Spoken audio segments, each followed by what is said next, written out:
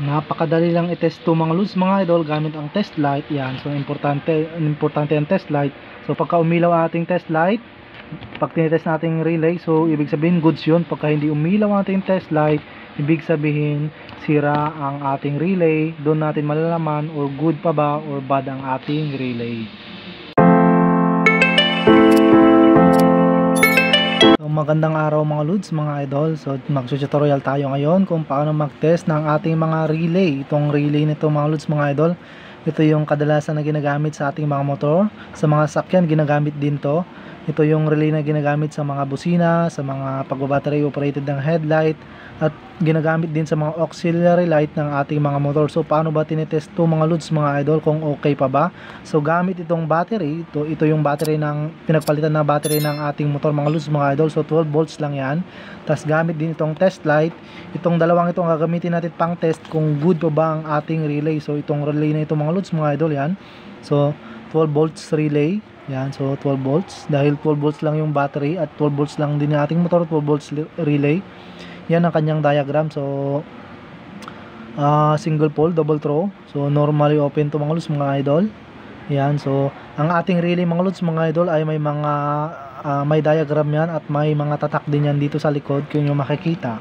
Yan, so ang bawat terminals na ito mga lods mga idol ay may kanya-kanyang gamit or kanya-kanyang markings or numbers.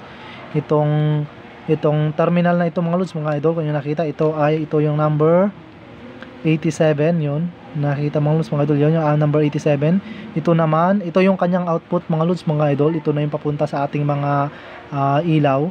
At itong isa naman, ito yung number 86, ito naman yung susuplayan natin ng ito yung gagawin nating trigger. At itong isa naman na itong mga lods mga idol, may number din siya, number 85, ito yung gagawin natin ground. At itong isa yung number 30, ito yung kanyang main supply o kanyang common. So paano ba tinetest to mga lods mga idol? Gamit ang test light. So napaka-important ng test light mga lods mga idol. So mag-provide na kayo nito or mag-order kayo online. So lagyan nyo lang ng clip, tas tusok dun sa kabilang dulo yung kabilang wire. So yung ating test light, yung test clip natin ilagay natin sa ground. Yan mga lods mga idol. So yung test clip natin nakalagay sa ground, at itong isa naman yun ang pang-test natin. So dito sa ating relay, tignan nyo lang mga lods mga idol yung terminal na number 30 at number 86. Itong dalawang to mga lods mga idol, tignan nyo lang yan. So pagsamahin nyo yan, yung wire nyan. So kung walang wire yung relay, tulad nitong ginawa ko lods mga idol, hinanangan ko lang siya ng wire. Gamit kayo ng socket. So meron namang nabibiling socket ito. Yan, so para matest nyo yung ganitong socket. So balik tayo dito sa number 30 at number 86.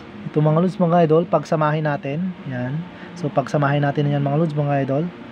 Number 30 at number 86 pagsamahin at ikabit natin sa positive wire ng ating battery. Yan, so positive wire ng ating battery mga lods mga idol, huwag nyo kakalimutan. At itong number 85 naman sa kabila, so yun yung tapat ng number 86, itong nasa left, itong nasa right, ito naman yung number 85, ito ang ilalagay natin sa ground.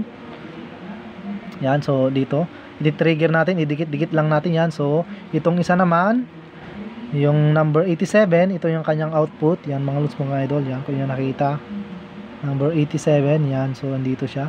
Ito yung ilalagay natin sa test light, yan, so idikit na natin mga lods mga idol. Yan, so idikit na natin kaagad yan, yung makikita yan, nakadikit na.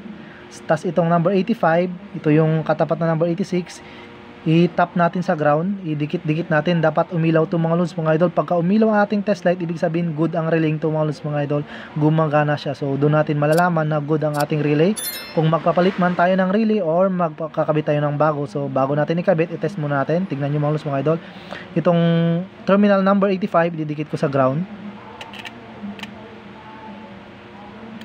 Ayun mga lods mga idol, umiilaw siya. Ayan, so good na good ang relay nito mga lods mga idol. Ganun lang ang gagawin natin sa pag-test na relay. Ayan, so i-trigger o i-dikit-dikit lang natin siya sa ground. Dapat umilaw ang ating test light na nakakabit naman sa number 87. Yan mga lods mga idol. So ganun lang ang pag-test para malaman natin na okay ang ating relay. So